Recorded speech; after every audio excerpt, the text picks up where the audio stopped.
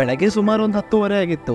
ನಮ್ಮಣ್ಣ ಮನೆ ಹತ್ರ ಬಂದು ಒಡೆದೆಬ್ಬಿಸ್ಕೊಂಡು ಬೈಕರ್ಸ್ ಪ್ಯಾರಡೈಸ್ ಅಂತಾನೆ ಫೇಮಸ್ ಆಗಿರೋ ಪೆನುಕೊಂಡ ಫೋರ್ಟ್ ಹೋಗೋಣ ಬಾ ಅಂತ ಕರ್ಕೊಂಡು ಹೋದ. ನಾನು ಫಸ್ಟ್ ಟೈಮ್ ಹೋಗ್ತಾ ಇದ್ದೆ. ಸೊ ಏನಕ್ಕಪ್ಪ ಬೈಕರ್ಸ್ ಪ್ಯಾರಡೈಸ್ ಅಂತ ಹೋಗ್ತಾರೆ ಅಂತ ನೋಡೋಣ ಅನ್ಕೊಂಡೆ. ಹೋದ್ಮೇಲೆ ಗೊತ್ತಾಯ್ತು ಗುರು, ಅಲ್ಲಿರೋ ghat section, view, hair pin bends ನಮ್ಮ ಬೈಕರ್ಸ್ಗಂತೂ ಹೇಳಿ ಮಾಡಿಸ್ದಂಗಿದೆ ರೈಡ್ ಮಾಡಕ್ಕೆ. ಬೈಕರ್ಸ್ ಪ್ಯಾರಡೈಸ್ ಅನ್ನೋದಷ್ಟೇ ಅಲ್ಲ ಗುರು, ಮೇಲೋದ್ಮೇಲೆ ನಂಗೆ ಗೊತ್ತಾಯ್ತು ಅಲ್ಲಿರೋ ಫೋರ್ಟ್ಗೆ ಅದ್ಭುತವಾಗಿರೋ ಇತಿಹಾಸ ಕೂಡ ಇದೆ ಅಂತ.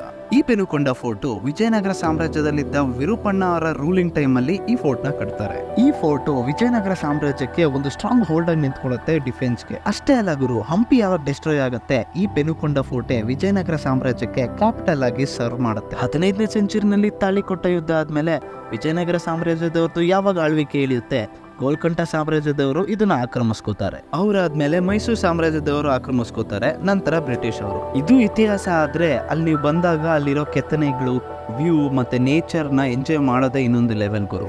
ನೀವು ಒಂದ್ಸಲಿ ವಿಸಿಟ್ ಮಾಡಿ. ವಿಡಿಯೋ ಇಷ್ಟ ಆಗ್ತಾ ಇದ್ರೆ ಒಂದು ಲೈಕ್ ಮಾಡೋದು ಮರಿಬೇಡಿ. ವಿಡಿಯೋ ಮುಗಿದ್ಮೇಲೆ ಫ್ರೆಂಡ್ಸ್ಗೆ ಶೇರ್ ಮಾಡೋದು ಕೂಡ ಮರಿಬೇಡಿ.